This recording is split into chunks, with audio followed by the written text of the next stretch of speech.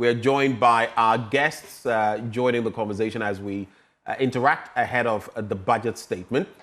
Abdul Tia Kabiru is Member of Parliament for Wale Wale. We also have Dr. Jabir Mohammed. He's a senior lecturer at the University of Ghana Business School. Both of them join the conversation.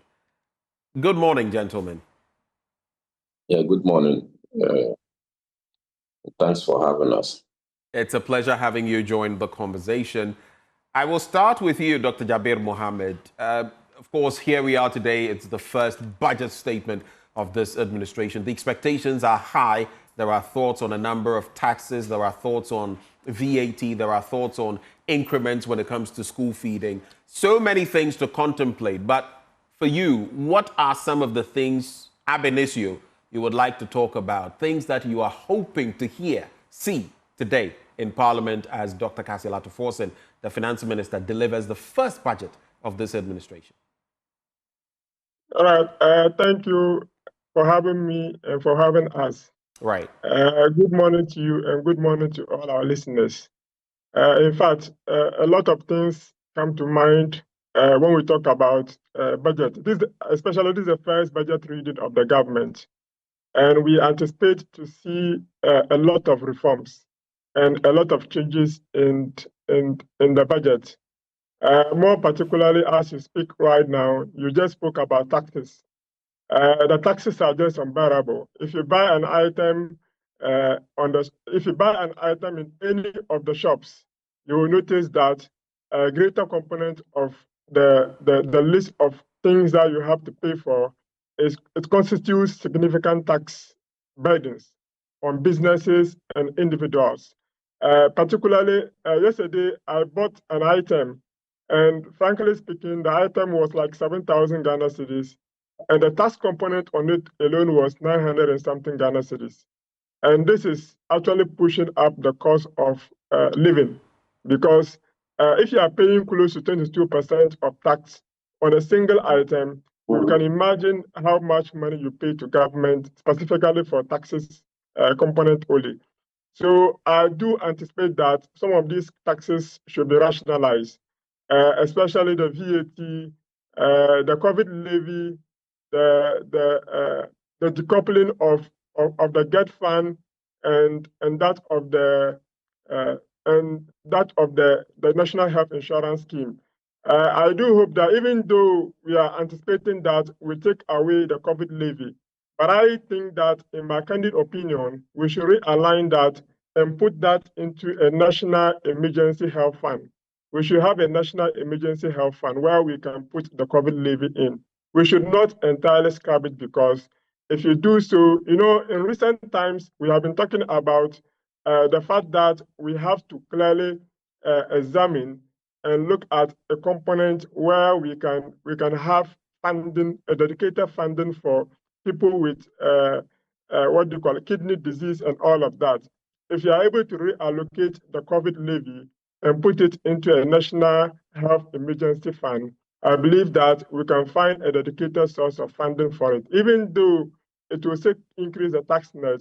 But I do hope that if we bring back the VAT to, let's say, 12.5% as it used to be, I don't think we will unnecessarily burden businesses and individuals. Another point I think we have to look at is expenditure rationalization. Let's rationalize our expenditure.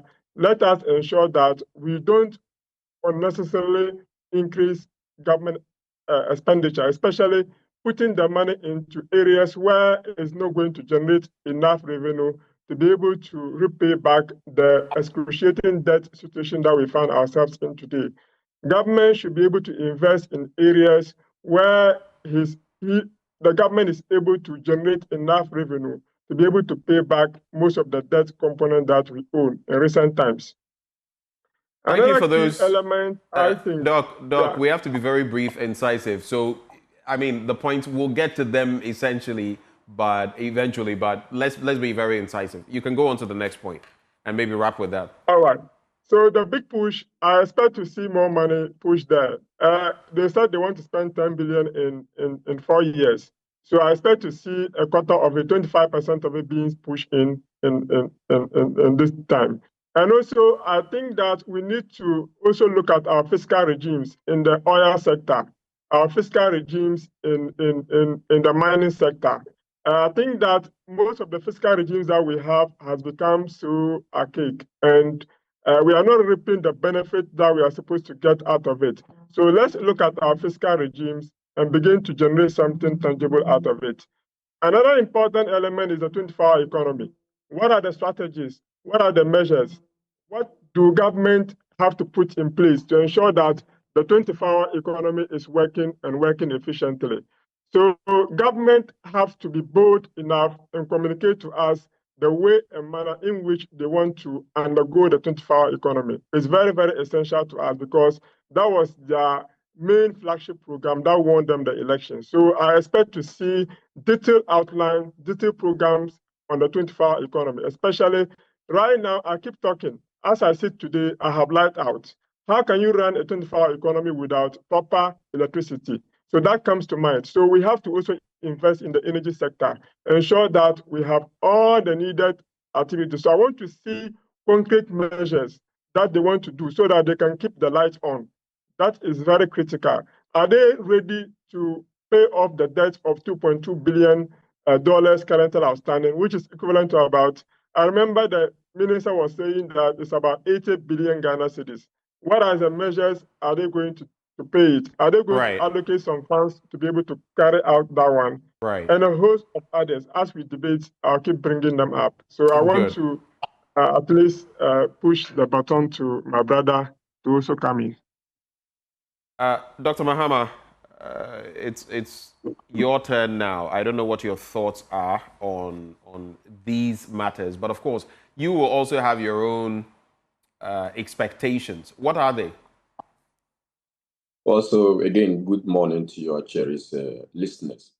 First and foremost, the Ghanaian people were disappointed in the new Patriotic Party governors, and that was the reason why they voted for the NDC to come to power. And having been voted to power, the expectation is that they give the Ghanaian people hope. So my expectation of the budget is that it should address the hope, the aspiration, the needs and concerns, the everyday challenges of the Ghanaian people. My expectations are that they campaign on the back of certain goals, certain deliverables, certain promises, certain pact they made with the good people of Ghana, i.e. jobs, 24-hour economy has one job is going to be done by three persons. They campaign on the fact that Galamsey was an issue. They campaigned on the fact that they want to sustain the free senior high school education. They wanted to make cost of living bearable and to reduce it to the barest minimum for the Ghanaian people. These are the things I think that they have to find expression in the 2025 budget. And largely, my expectations are aligned to the expectations of the good people of Ghana, and to seeing how the minister responsible for finance would articulate the views, the concerns, the aspiration of the Ghanaian people, and having them find expression in the 2025 budget. And so those are your brief thoughts. We'll have other guests join the conversation as we go along. But on the bit about expenditure, Dr. Mahama, especially considering the debt that we have to deal with and the claims about expenditure, the expenses of the erstwhile administration, what would be your expectations in that regard? Well, so I think that the government has made a lot of propaganda about government expenditure, especially on the debt, how that has accumulated to the debt burden of our country.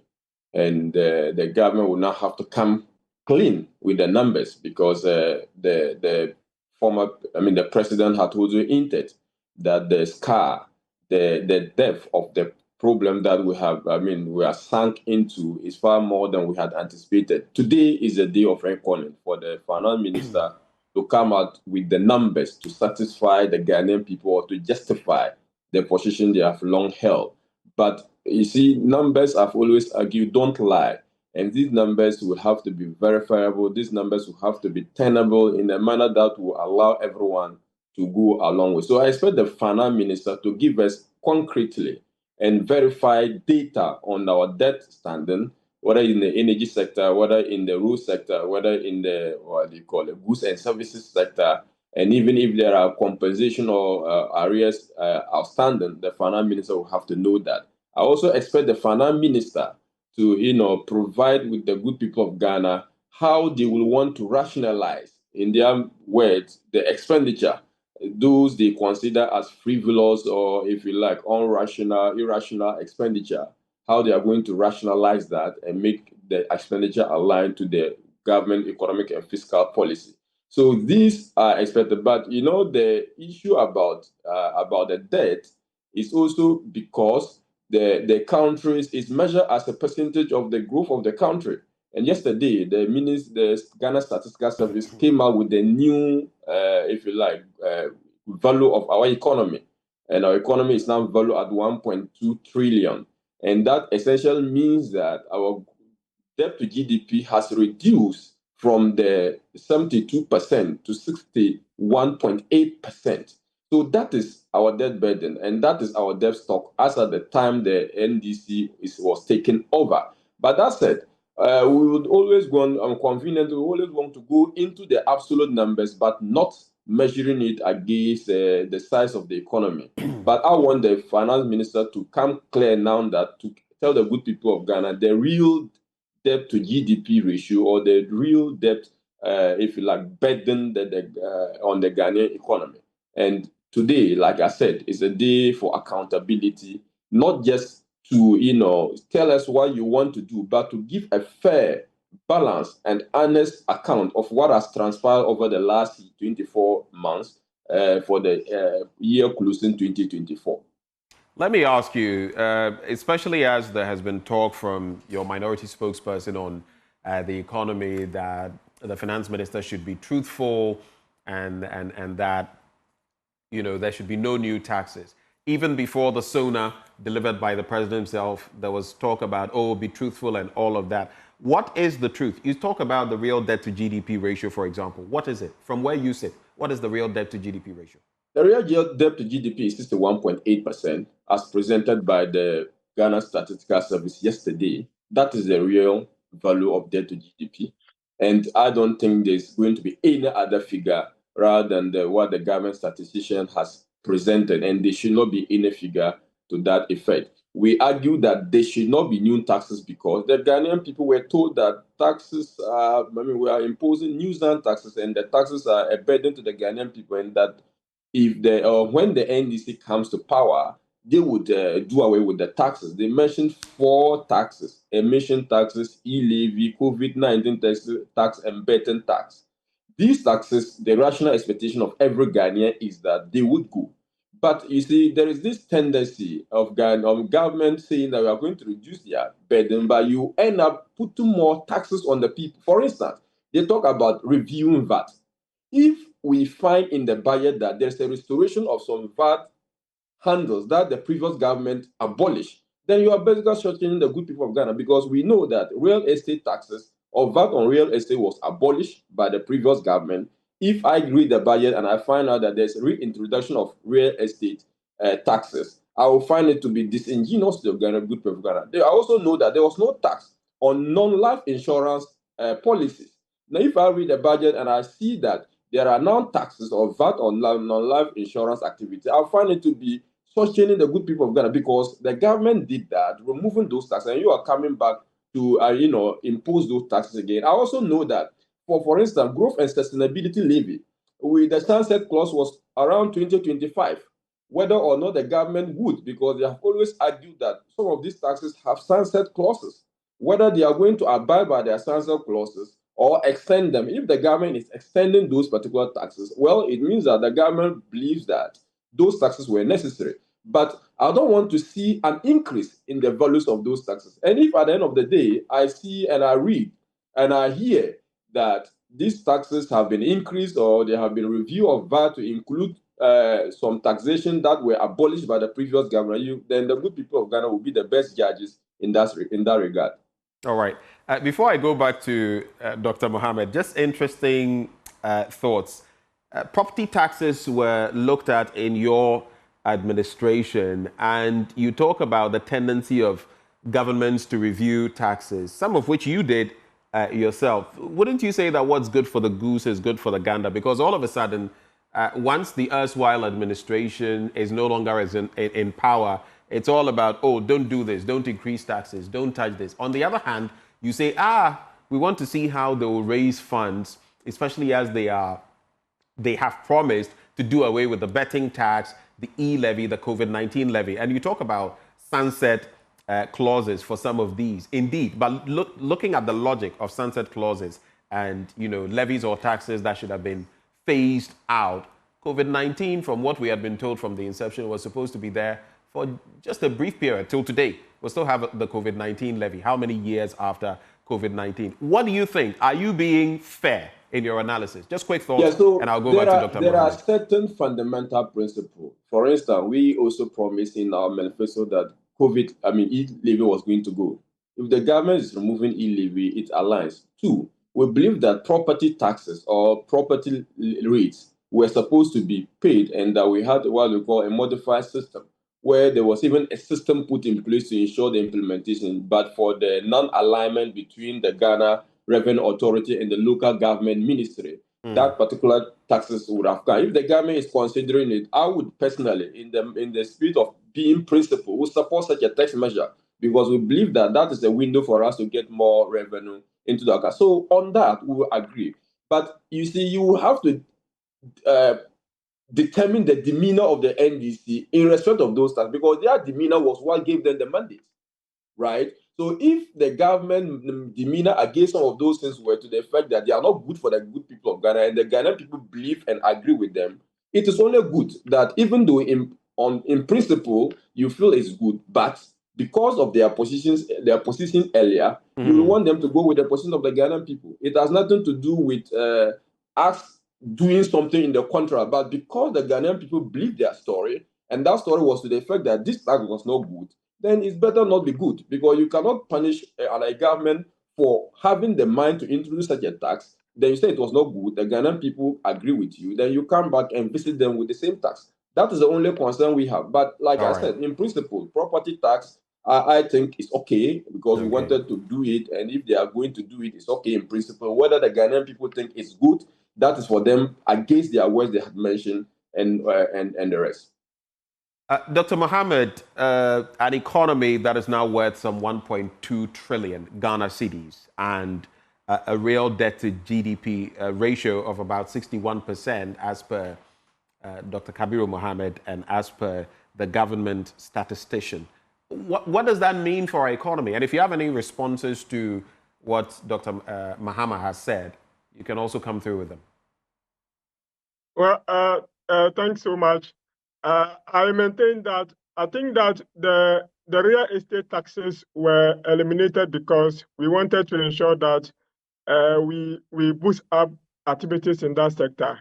So if now the sector is much more matured, and the government believes that bringing back the taxes on that area will help them to rake in more revenue, so that they can deface, or they will be able to reduce the debt burden. I do hope that that is a good step in the right direction. I don't think that, you see, right now people are selling houses at a very high rate, $200,000, $300,000, and you think that they should make away that income and go away without being taxed. I don't think that is right, because any other businesses are being taxed. So if the real estate sector is now going to be taxed, I think that is a step in the right direction. The government should bring that back and ensure that we rake in more revenue and maintain sanity. Especially most Ghanaians build their own houses. Most of those people don't even put up houses to sell to the ordinary workers of government who pay their daily taxes. They sell it to the politicians, they sell it to the big people. So they should be taxed when they rake in those revenue. I don't agree that such taxes should be kept out of the tax bracket. Another point is that, well, the economy has just grown in nominal terms. But in real terms, how has the economy grown? Is it that the growth in nominal terms is going to bring in about real sector growth? If that is so, it means that jobs are going to be created. I think that it is always good for the government to rebase the economy at any point in time so that we can expand economic activities and bring down our debt burdens. That is absolutely the right thing to do. Just a quick one. You economists often talk about rebasing the economy. With where we are now, what would a rebasing of the economy mean, really? Just break it down for our viewers. Break it down. What would rebasing the economy mean? Rebasing of the economy simply means that adding other activities that were outside the computation of the GDP. Like so what? If, for instance, media work was not added to the computation of the GDP, and currently you add the media work to the computation of the GDP, you have rebased the economy. Another point is that you also change the base year. So if the base year was to be somewhere, let's say 2019, maybe you bring the base year back to, let's say, 2022, because in 2022, prices of goods and services increased astronomically. So if you are using a 2022 year as a base year, then that also makes sense because it takes care of the inflationary tendencies that you were experiencing. But if you are still using 2019 prices to calculate the real state of the economy, it means that you are ironing out the effect of the the higher inflation that we had in 2022. So if you bring back the base year to 2022, then it means that you are going to increase the base of the economy. So these are the two angles by which you can use to rebase your economy. So if we were rebasing our economy now, those are the areas you would want us to look at?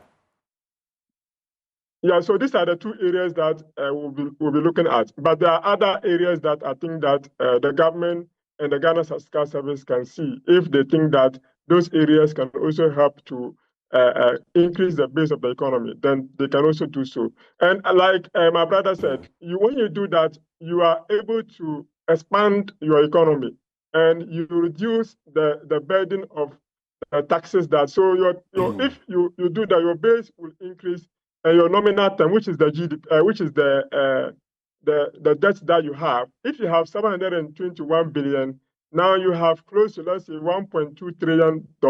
It means that it's going to reduce the size of your debt to GDP ratio. And that gives you the angle to be able to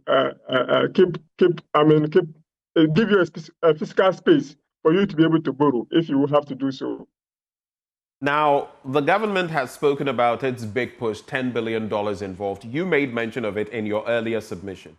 How do you think, realistically, this government, with the debt constraints and payments that will start from what, 2026, thereabouts, even from 2025, commitments to expectations on the economy itself, how do you think this can be made feasible, starting with this budget?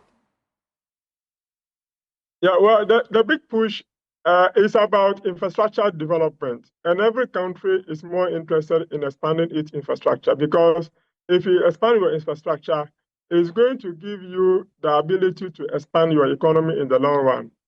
So even though we have a high debt burden, like we said, rebasing the economy gives you the ample opportunity to be able to give you a high envelope to borrow. And it means that when they are now borrowing, they are not borrowing to come and pay back debt. They are borrowing because they want to use it to do infrastructure investment. That should be clearly stated in the indenture that they are going to issue. So the bond indenture needs to have that kind of clear outline that this amount of money, we are going in for a Eurobond of 2.5 billion, and that Eurobond is exclusively for financing infrastructure. What they can also do is to use a green fund. You can use a green fund because if you mortgage some of your mineral resources and use a green fund, you can generate additional funding from that area and you use that to finance your infrastructure. So I think that there are so many other areas. And there is something we call diaspora bond. The government can also rely on diaspora bond and do so. It is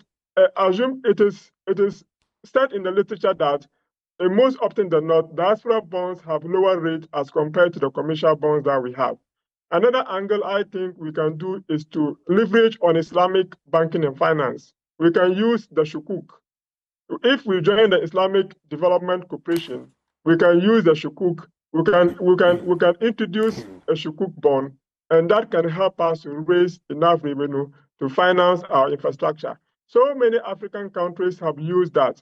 About 27 sub-Saharan African countries are with the Islamic Development Bank, and they are seriously benefiting out of it, interest-free loans and so forth.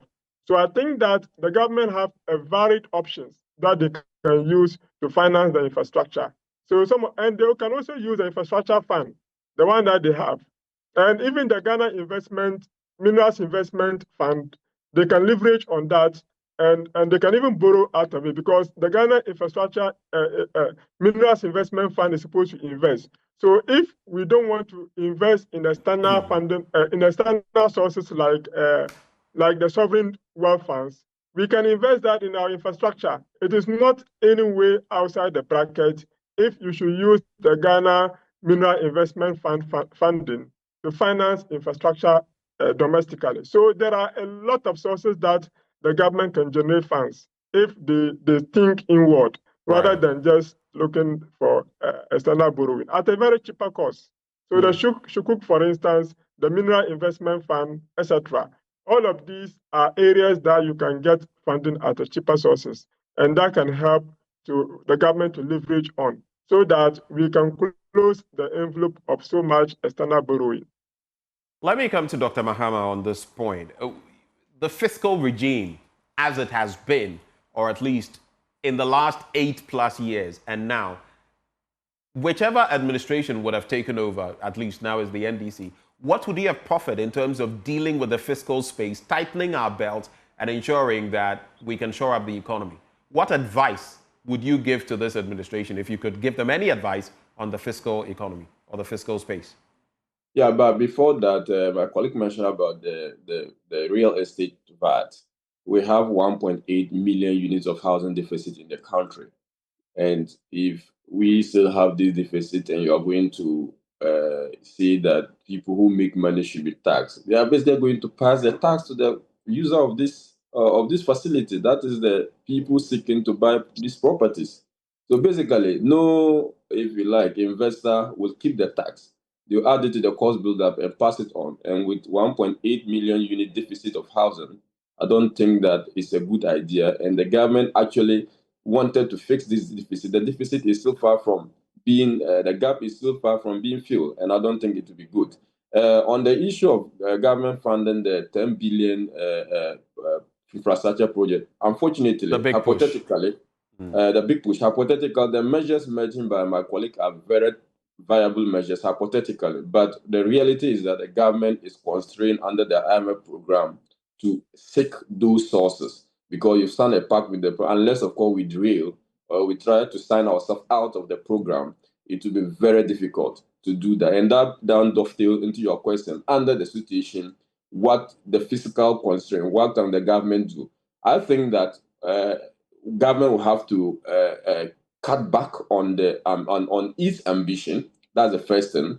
You can concentrate. It should cut down on what? I missed that. The ambitious 10 billion investment. That's not only that. They also have agricultural programs they want to do. They also have this agrarian development, vegetable development. And you have free senior high school education to deal with. You have, road project you want to do, notwithstanding the arrears in that sector. I think that government will really have to prioritize and not look, like I said, even in the SUNA debate, SUNA statement by the president seems to be too ambitious considering the 4 years he has. So he has to cut back on some of the things he wants to do. That's the first thing. Two, I will agree with my colleague that we have to do expenditure rationalization by, for instance, I still believe that there are a lot of revenue leakages in the system, and that we need to plug these loopholes to ensuring that we rake in more revenue, because our target is to do 18 at least percent to GDP of revenue to GDP of 18%. And once we are aspiring to do that, government will need to close in the loophole. Another way I think the government will have to is, we have always complained and we've always talked about it, is the informal sector. How much or what's the proportion of the informal sector that is covered by the tax net? We will need to look at that and then bring in more people into that net to ensuring that everyone pay a fair and then, if you like, equitable share of the tax revenue. Then there is also this particular whole argument, which down dovetail into whether or not the digital economy is strong, and e-commerce. E-commerce is a booming business now. People now sell their products online. I mean, how much of this particular e-commerce has been taxed? I think that is another area the government will have to look at, see how the digital economy will have, because we have put in the necessary measure to have digital economy. How then do we then position ourselves to rake in some revenue from that aspect? It's another area that I would advise the government, if I were to advise the government, to look at and see how we can cash in that sector as well, because everyone to now and then people now sell on TikTok, people sell on YouTube, people sell on online transactions are ongoing. How do we ensure that they pay the necessary revenue that right? I know, and I'm saying, and I'm picking information. I mean, as opposition, sometimes our role is to intercept information that the government is also trying to tax accounts abroad. In fact, we tried to do it, and they made a whole lot of noise about it, that Ghanaians outside making money would have, or if you have assets outside the country and you're a Ghanaian, based on the tax law, either the residence law or the residence principle or the territorial principle, you have to pay your fair share of tax. And I think that it is difficult for the government because they want to rely on compliance or voluntary declaration by members. Let's hope that that comes in. If that doesn't come in, they will have to find a way of getting revenue through. All right, Doc.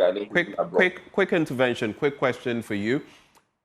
This advice. So you say this administration should cut down on its ambition when it comes to the big push, the $10 billion big push, and you say it is too ambitious.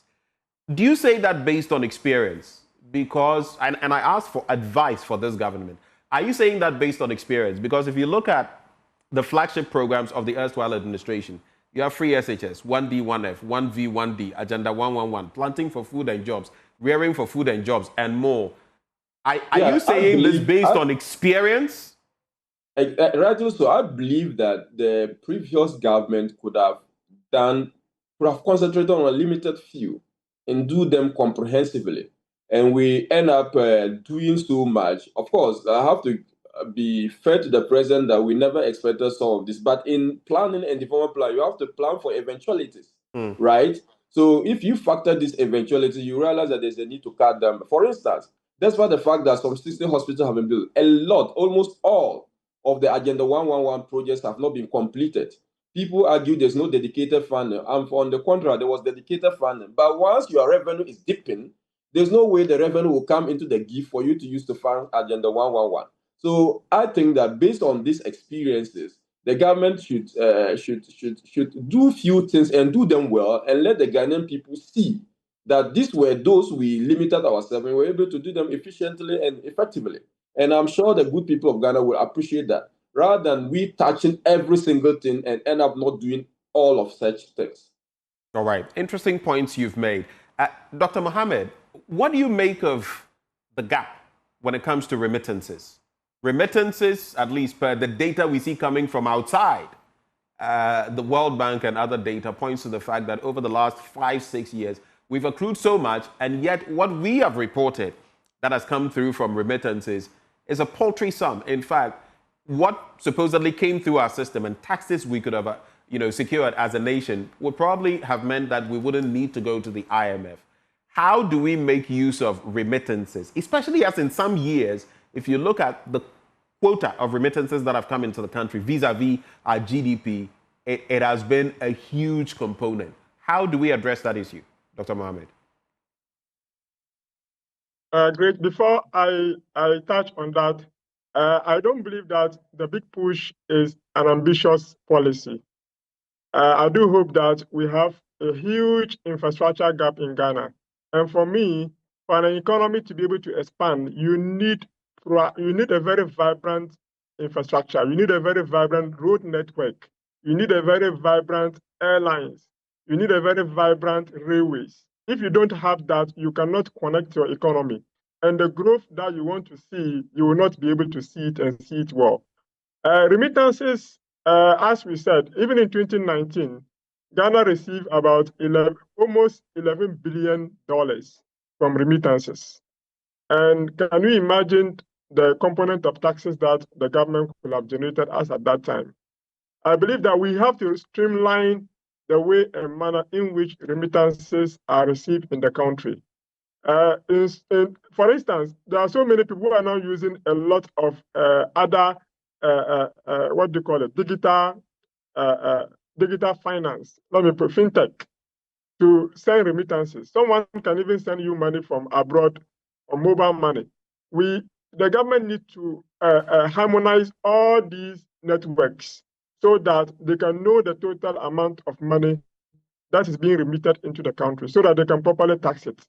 Gone are the days that we rely more on Western Union. Now, people are finding innovative ways.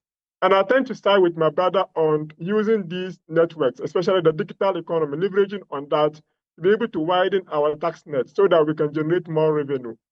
So that remittances must be anchored on. And like I said earlier on, I spoke about diaspora bond. Then I argue that remittances is a foreign capital inflow. And since it's a foreign capital inflow, just like we have foreign direct investment and official development assistance, remittances is one of the key components of foreign capital inflows.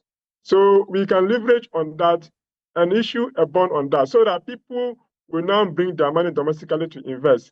Sometimes some of our people outside Ghana want to bring their money to invest or invest in the domestic economy, but they do not have a secure means of doing that. So that diaspora bond will be a surest way to leverage on and generate money. So you make it exclusive for Ghanaians abroad. That's the meaning of diaspora bond. And they'll bring back their money. So you can use the remittances figures and leverage on that an issue. So assuming that we are able to get $1 billion from diaspora bond, don't you know that money can be used to finance a big push? So that you dedicate that strictly for investment in infrastructure, exclusively for that. You are not borrowing that money to use it for recurrent expenditure. You are not borrowing that money to use it to repay back any debt. That money is exclusively meant for that. Right. The IMF programs can always be reviewed. And if they are reviewed, I think that we can benefit out of it. Thank you for those points. In a bit, my colleague Isaac Ofie-Adjei will be joining us with some of the data and what our expectations could be. But let me bring in Theo Acheampong, an economist, political risk analyst as well. He joins the conversation. Doc, good morning. Yes, good morning, my brother. And good morning to Kabir and Jabir as well. Right. Here we are. We're on the cusp of getting a new budget, the first budget of this NDC administration. What are your expectations? I think it takes me back to 2017 when the NPP government came into power. And at the time, a lot of us were expectant, highly expectant of how the government was going to be able to deliver the various promises that they've made. What I mean by that is that what Honorable Ato Fortin is going to read this morning would be one of the most consequential budgets that we have heard or seen, certainly in the last 8 years, because it will set the tone for how the government intends to deliver on the various manifesto promises that they have made.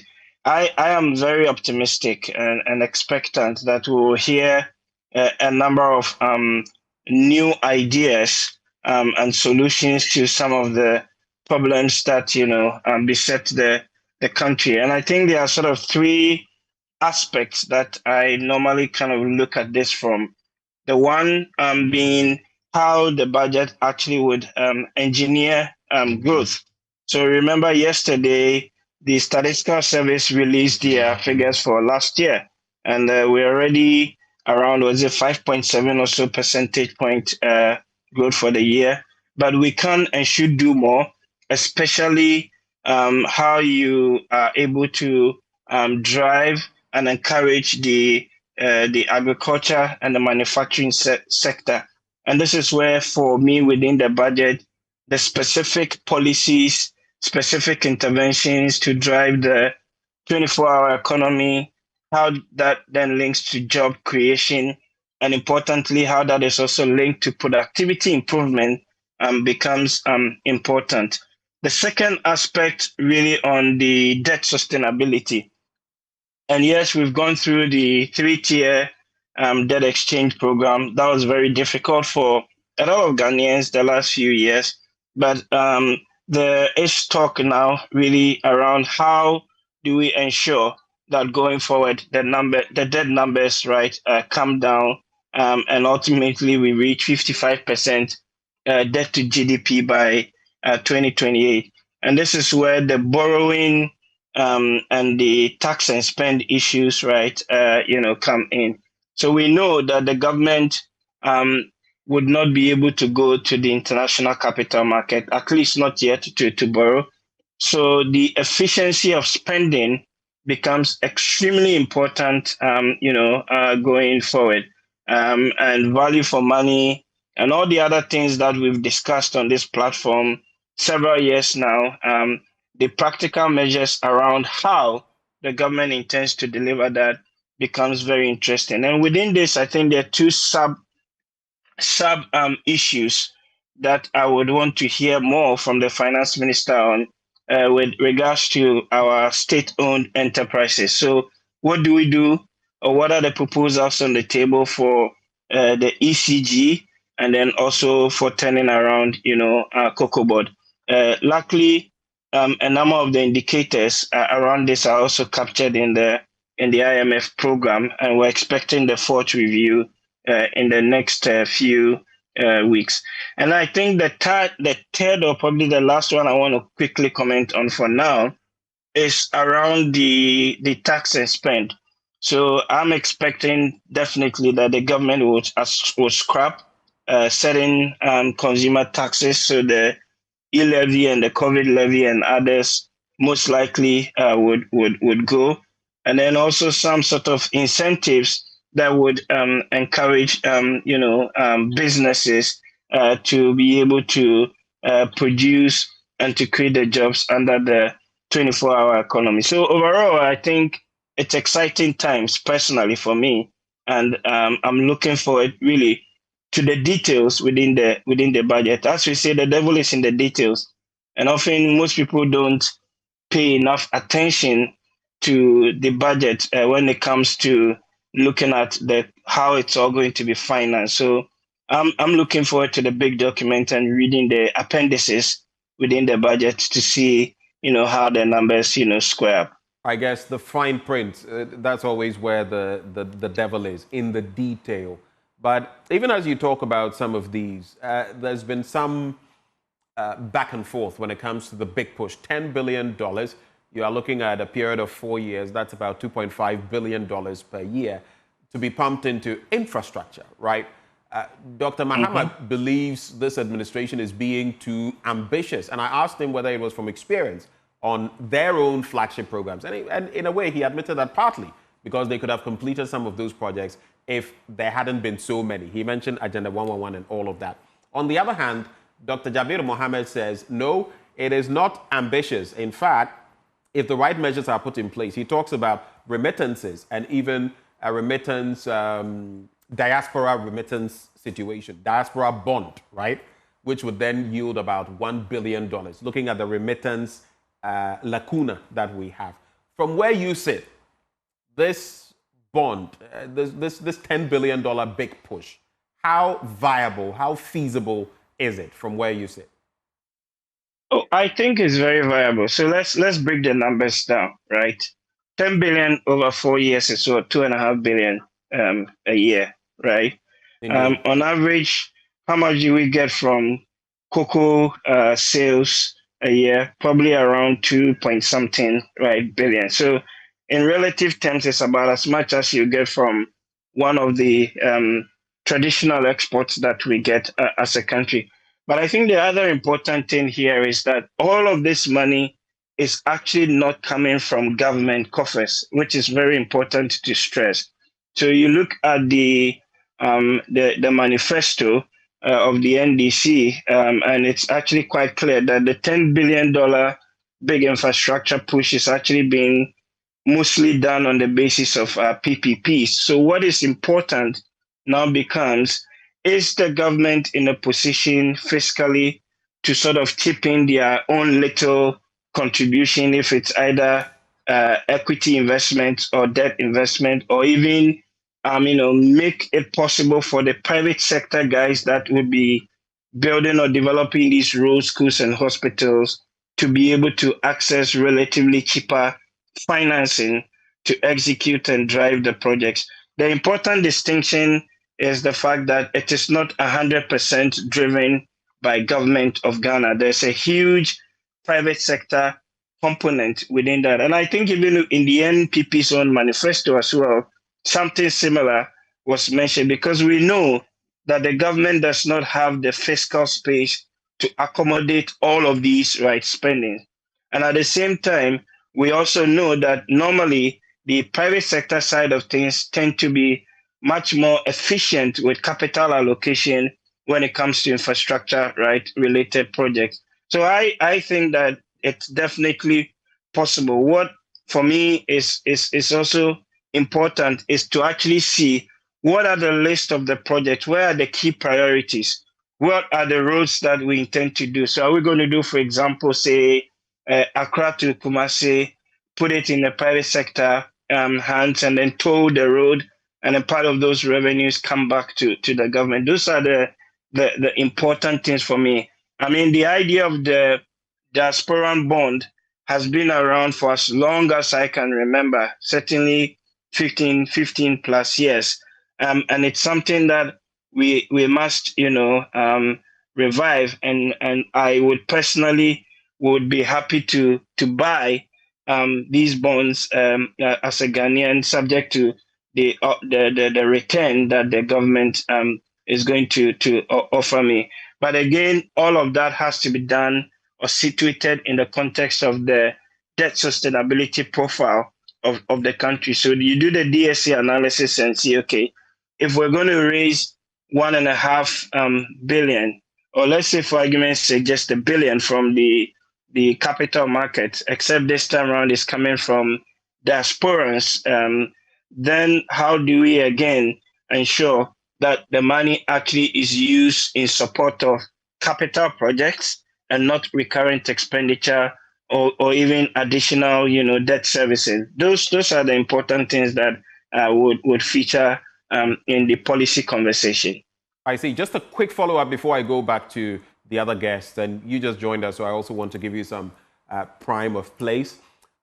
What levels of discipline would make this push, this big push, viable? Yes, there should be priority areas, but what levels of discipline should we look at, both on maybe the fiscal and I don't know what it would mean for the central bank and the monetary policy end. What levels of discipline do we need?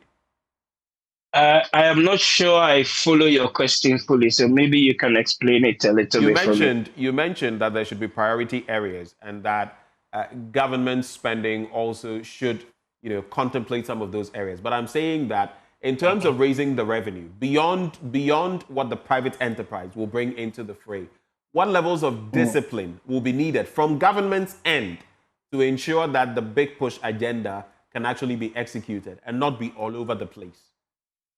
Oh no, you need the razor sharp focus, and this is where the point that Kabir made becomes very important, right? That there are so many competing demands for a lot of different schools or roads and hospitals, but look, these are infrastructures that we want to invest in that generate an economic return, right?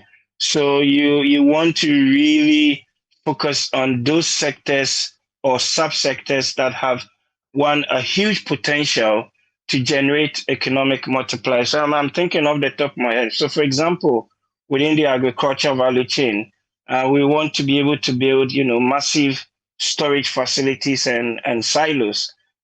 Within the road or the infrastructure sector, some work has been done around the railway, but the urban commuter systems would have to be, rethought through again. And at the level of government, it comes down to, for me, ensuring that if we actually say we're spending a cedi on this, then it actually does cost and no more. That is the mental discipline that is required. What I mean by this is that to cut down on the waste and to cut down on the corruption, because we need to stretch the city. We need to stretch this investment to deliver for ordinary Ghanaians in that regard. Let me come back to you, Dr. Mahama. So beyond this, when it comes to some crucial sectors like the service industry, like the agri sector, what are your expectations? Yeah, so just a quick one. We are still on this 10 billion. I probably would want that maybe on March 2028, maybe or 2029, we should play this conversation. Look, my senior colleague mentioned about government borrowing. Government can only do $250 million a year under the IMF program. Like I said, unless, of course, we are drilling. And 150 million multiplied by 4 years is like we can do only 1 billion.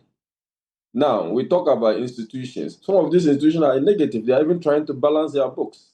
You are talking of private sector involvement now, right? I'm just talking about institutions that we say we can rely on, like Cocoa, where Cocoa board is trying to even balance its books. Now, we talk of private sector. Remember, contingent liabilities are now part of our debt calculations, that if you go and then engage a private sector, and the private sector is delivering the good, unless, of course, the private sector is taking it as his equity contribution and, earning his revenue over time, it's going to come into government books as debt owed to the government. Like we have the Sino-Hydro project. It was a better arrangement, but consequently it became debt on government books. So based on these experiences, I feel, since I'm not a prophet of doom, I wish the government would succeed, because I appreciate that infrastructure development are key. The returns to investment on infrastructure is established, is tried learning in development economies, that if you have infrastructure development, it contributes to your growth, and that is actually the backbone upon which growth and development will be based on. But that said, on the more issue of how do we, I think your question was on. So I was asking you about the agri sector and the service sector. The agri sector. So the government came out with a plan. The president, in the State of the Nation address, indicated that they want to do what they call the Green Development Project, the Nkoko Kitinkiti Project. They also wanted to do what they call the Vegetable Development Program, and probably the Small Ruminant Program. I think that these, if they are managed well and they are actually implemented well, will contribute. Especially poultry. We all admit that the import bill on import of poultry products into the country is quite outrageous. So I believe that the programs around the agricultural value chain or around the agricultural sector by the government, as mentioned, are good programs. And I must admit that if they are implemented well, with the necessary funding, we're cutting back on patronage and in getting people who really want to do the project to do them, we would be positioning ourselves to reducing our import bills in terms of agriculture, and we have the prospect of developing. And I must admit that those programs, if they are implemented well, would provide a solution in terms of the agricultural programs. Interesting views there on agriculture and the service sector in quite a bit.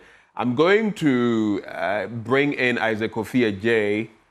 He is going to do some analysis for us, and later I'll take your concluding thoughts, gentlemen, as we get ready to head to Parliament as well. Isaac Kofi Adjei joins the conversation. Kofi, good morning. So, looking at it, here we are again. It's the dawn of another budget, and the expectations of Ghanaians are high. What can we look at when it comes to this budget that will be presented by Dr. Cassiel Ato Forson? Well, so I always say that there's already an economic Bible that the finance minister must read from, which is the last full report put out by the IMF on Ghana. And just this morning, what we are learning is that the African Development Bank will not be supporting the country's budget this year. Because under the IMF program, there were 3 multilateral sources that government was supposed to get money from in terms of budgetary support. The IMF itself is number 1, and there's also the World Bank as well as the African Development Bank. but the African Development Bank funding ended in 2024. And so this year we are not expecting any form of funding from the AFDB, who supported the government with some $60 million in 2023 and $44 million in 2024. But this year... This is not the best of years to be a finance minister, is it? Absolutely. Nobody wants to be in the shoes. Trump says we are taking, what, 138 million away from you. African Development Bank not coming to your aid. You have an IMF. There's the Qatar people. Program. The president said find money to build a sea defense wall. Definitely the finance minister. You can't envy Dr. Cassiel. Not at all. Especially looking at this huge figure on the smart wall, looking at the debt servicing obligation between 2025 and 2027. The estimated figure 2028 is around 709 billion Ghana cedis. If you bring it into dollars, that's about $60 billion of debt servicing just between 2025 and 2026. The question is, where are we going to, get money to? How do we raise that money? Exactly. This is huge for me, and that's why this morning we want to focus our conversation on the debt servicing part of this year's budget, because that is the a make or break moment for the country. If we are not able to get the breathing space after servicing our debt, we can speak about the beautiful agribusiness policies. We can talk about, free SHS. We can talk about so many things. We can increase the beneficiaries of the LEAP program or the school feeding program. But if we do not have the needed fiscal space, the government will find itself in a very tight corner, especially looking at the available funding sources for the government in terms of funding its budget deficit this year. What we are learning is that there is even a cap that has been placed on the external borrowing of the government. That's around some $250 million. And so this year we are not expecting government to go back to the international capital market. They will be relying heavily on the domestic market, where they will be funding almost all the budget deficits from the domestic market. What we are also learning from the IMF program is that if you look at 2025, the government is expected to go back to the local bond market. We know currently they are only borrowing from the T-bill market, and they're expected to go to the local bond market this year. For me, this is the graph that I think that, takes the biscuit. If you look at this graph, for me, paints the picture of why the 2025 budget is so important. Why? Because this graph shows the total debt servicing obligations for the country versus the expected revenue, right? And Ben, if you see the blue line, that is the expected revenue for the country, and the black line is the total debt servicing obligation. What you see is that the closeness, how compact 2025 is. That is why the 2025 budget is a make or break moment. And I agree with Dr. Stuart Champon that this is the most consequential budget for the country. If we're able to sail through this, what the IMF is projecting is that we will have some breathing space in 2026, 2027, and 2028. But all would depend on... But this would mean a lot of tightening of our belt and a lot of discipline. Exactly. Now, if we are not able to get it right in 2025, definitely it will be difficult in 2026, because most of our debt servicing obligations start this year and we need to pay now. The good news, though, is that we are getting some sort of, debt servicing relief as a result of the restructuring that was carried out by the former administration. If we had not done the debt restructuring, our balance of payment deficit was estimated at some over $4 billion.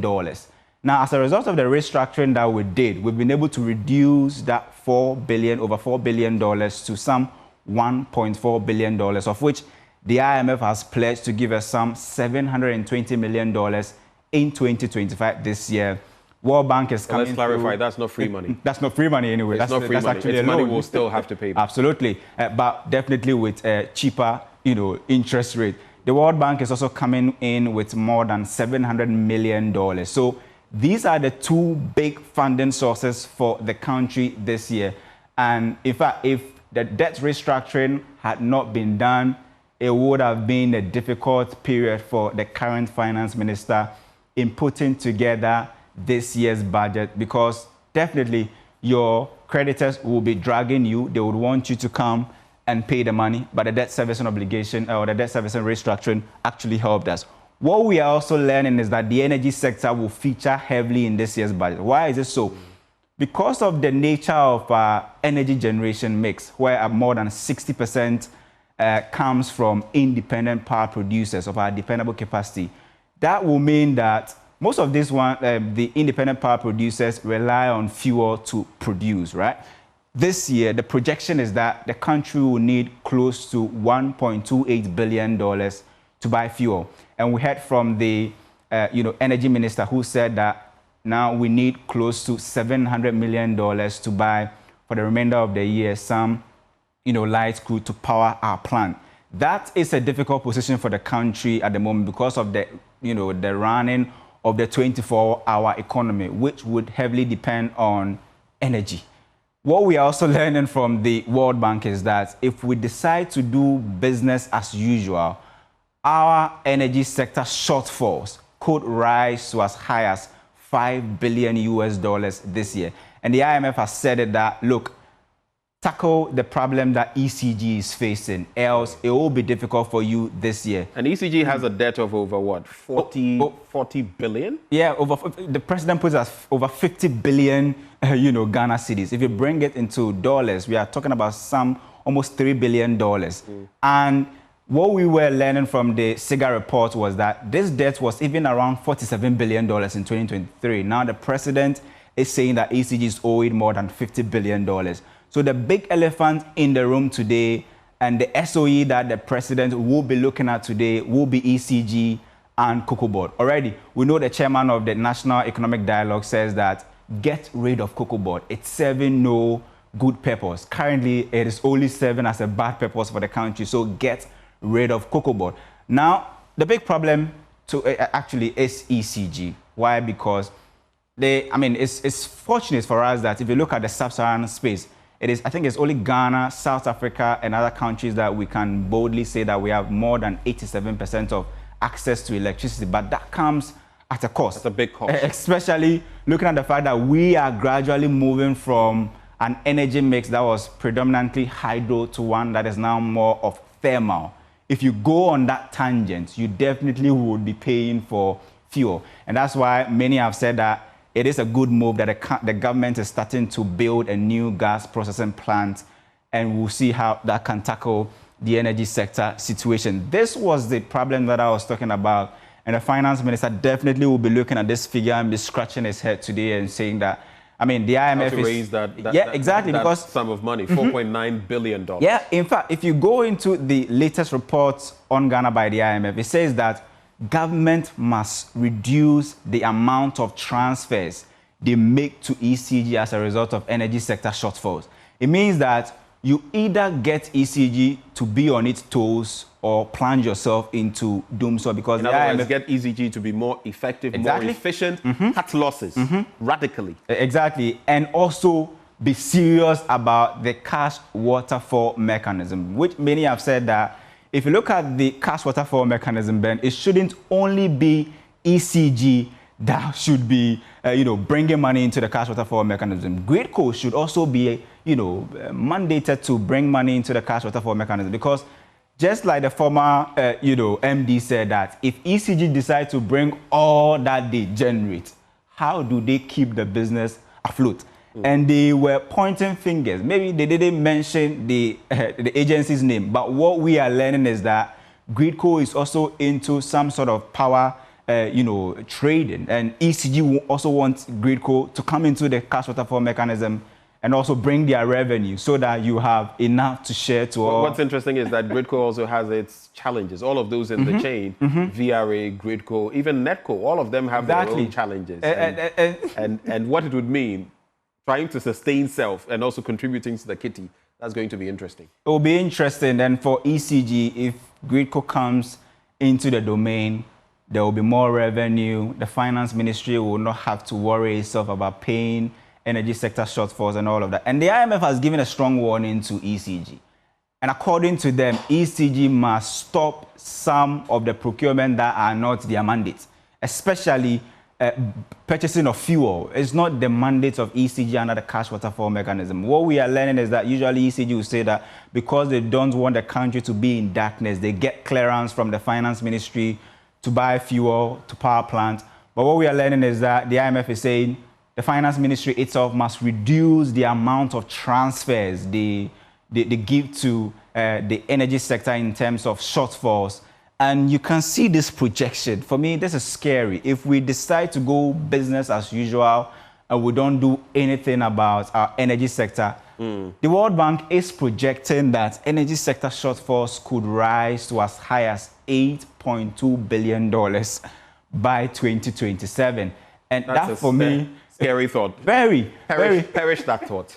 I mean, the question is, if we get to this point, how and where are we going to get the money to fund this? That will mean that Dumso will be knocking at our doors. And the creditors, who would definitely, almost everybody will be looking at this year's budget, but this year's budget is so important to the Eurobond creditors because, I mean, they took the biggest component or the biggest chunk of the haircut that went on in the external space. We understand that the bilateral creditors, what they gave Ghana was a moratorium. So you have like a breathing space to pay back your debt.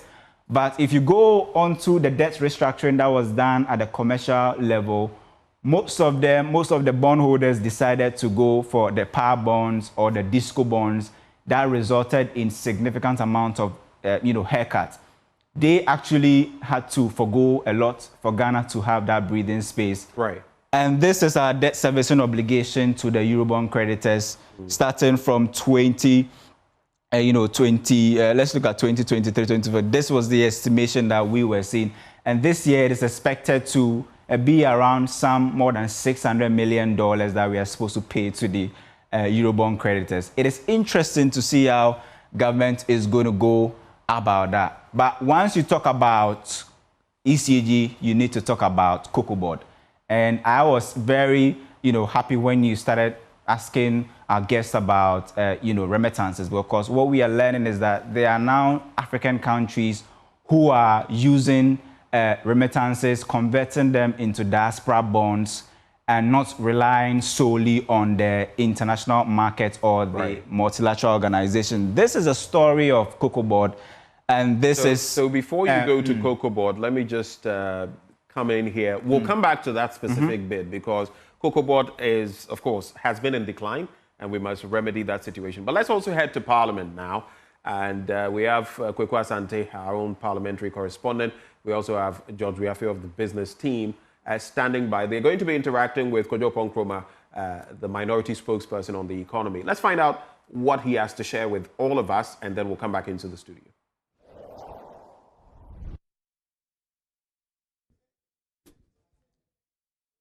Right, Benjamin, we're live here in Parliament, where any moment from now, members of Parliament will be 10 a.m. Just that you can tell us from Parliament. Finance Minister Dr. Kassil Atufor will present the budget on behalf of the President. This is the first time Dr. Kassil Atufor budget. He was a deputy minister under he has a big agenda that he believes will shape the state of the economy. I have here the minority spokesman on the economy. We'll get to him pretty shortly. But George Riafe, you've been here, you've been looking at the situation, what you've been picking, what you've been learning. Hear what they are articulating. So let's come back into the studio. Back to you, Kofi. The story of cocoa, because in fact, if you take all our foreign exchange earners, the big guys, it is only cocoa that we can beat our chest and say we get more than 90% of whatever we export. And so when the cocoa sector is in trouble, the entire economy definitely will also be in trouble. Just look at how, hard or high we've fallen from producing over 1 million metric tons to now a little over 500,000 metric tons. And this year, the projection is that if we are not able to tackle illegal mining like we are supposed to, we probably will be falling below the 500 metric tons zone. And in fact, the interesting thing is that we are one of the producing countries that practice syndicated loan, where we sell the cocoa we produce in advance. What happened last year was that we sold the cocoa in advance and we were not able to supply what we had promised. And so there is actually deficit. I remember there were a group of traders who said that they, just by trading with Ghana, they lost close to $1.4 billion because Ghana could not produce the cocoa that supplied the cocoa that they had promised. And what happened is that they had to go into their inventories to supply their clients as well. And restocking their inventories actually cost them a lot because of the high level of prices we saw cocoa went in 2024. This year, the story might be different if we are able to go above 600 metric tons and also service the deficit that we have. But the bad news is that because of the current situation we have, we might not see this year's budget going heavy on the cocoa syndicated loan. The estimated amount was some $1.5 billion this year, but because of the situation we are in, we don't even have enough cocoa to go into the market to assure a syndicate of bankers or syndicated guys that possibly will be able to produce this amount to give us this money. This means that the finance minister will not have access to the syndicated loan this year, and it will be interesting to see how he goes about closing that gap. Not just that, he's also promised a number of tax cuts that many are also looking forward to.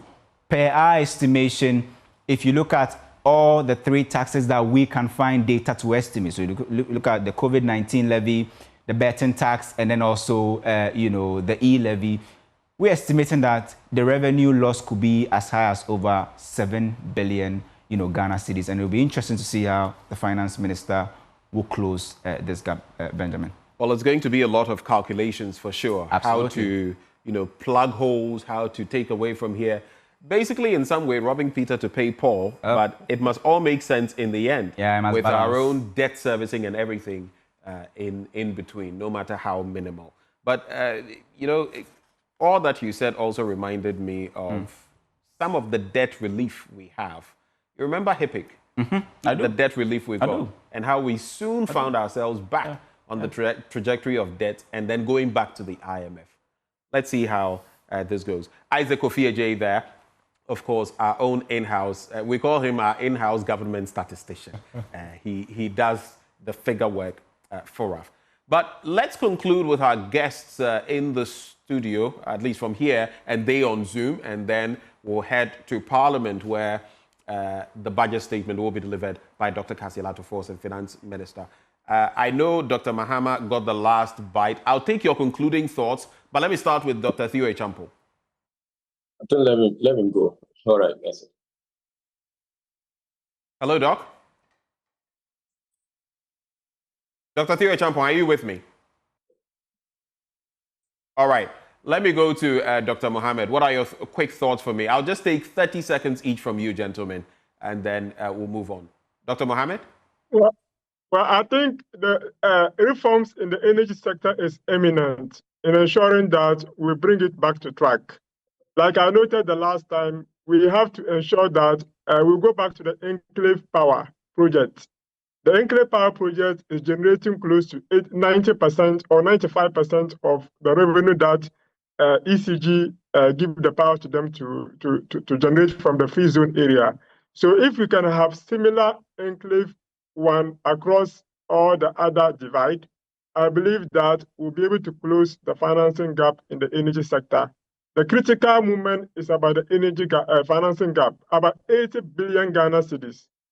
Your statistician was giving us some figures, but the Energy and Green Transition Minister says that it's about 80 billion Ghana cedis. So I think that we need to work around that figures and correct it. I mean, by 2027, as he indicated, $8.2 billion is really a very tough one. So I believe that we have to work now to be able to rationalize the energy sector to put things in a better track. Thank you. Dr. Mahama, final thoughts.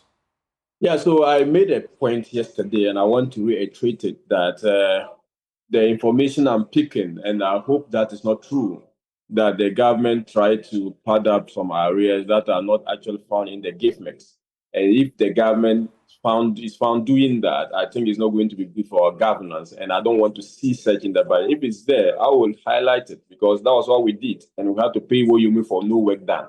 So that I think that is a concern I need to reiterate. People will not see why I'll have to raise it. I should wait. I don't have to wait for a crime to happen before I say it. So that I'll have to know this point clearly. And I hope the Prime Minister will come, we'll get the fine details, we interrogate them, and we'll serve the good people of Ghana with the best, because that is our work, to have oversight over the budget and to approve thereof. Thank you, gentlemen, for joining the conversation. And we'll cross over now to Kweku Asante and George Wiafe, who are standing by. But let me quickly acknowledge we also had Dr. Theo Champong joining the conversation. He's an economist. We also had joining the conversation via Zoom Dr. Tia Kabiru Mahama, Member of Parliament for Wali Wali. And we also had Dr. Jabir Mohammed, Senior Lecturer at the University of Ghana Business School. Let's go.